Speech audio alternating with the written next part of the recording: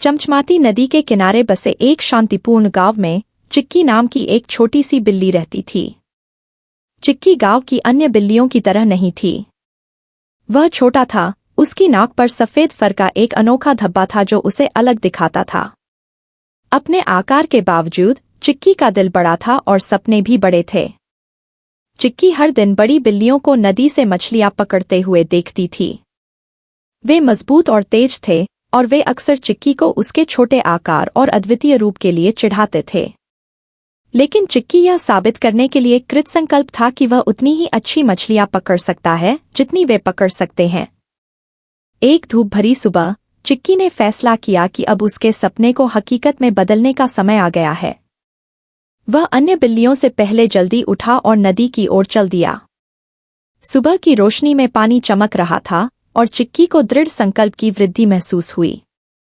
उसने नदी के किनारे एक शांत जगह ढूंढी और धैर्यपूर्वक इंतजार किया, जैसे उसने बड़ी बिल्लियों को करते देखा था। घंटों बीत गए और चिक्की ने एक भी मछली नहीं पकड़ी। उसे खुद पर संदेह होने लगा, लेकिन उसे अपना सपना और खुद से किया हुआ वादा याद आ गया।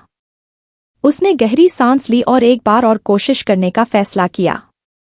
जैसे ही उसने पानी पर ध्यान केंद्रित किया, उसने सतह के पास एक बड़ी मछली को तैरते हुए देखा।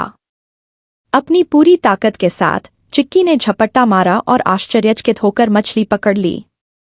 जब चिक्की मछली को गांव वापस ले गया तो उसका दिल गर्व से फूल गया। बड़ी बिल्लियां आश्चर्यचकित थीं। उन्हें विश्वास ही नहीं हो रहा था कि छोटी सी अनोखी दिखने वाली चिक्की ने इतनी बड़ी मछली पकड़ ली है। उस दिन के बाद से वे चिक्की का सम्मान करने लगे और फिर कभी उसे नहीं छेड़ा। चिक्की की कहानी पूरे गांव में फैल गई, जिसने दूसरों को खुद पर और अपने सपनों पर विश्वास करने के लिए प्रेरित किया, चाहे वे कितने भी बड़े या छोटे हों।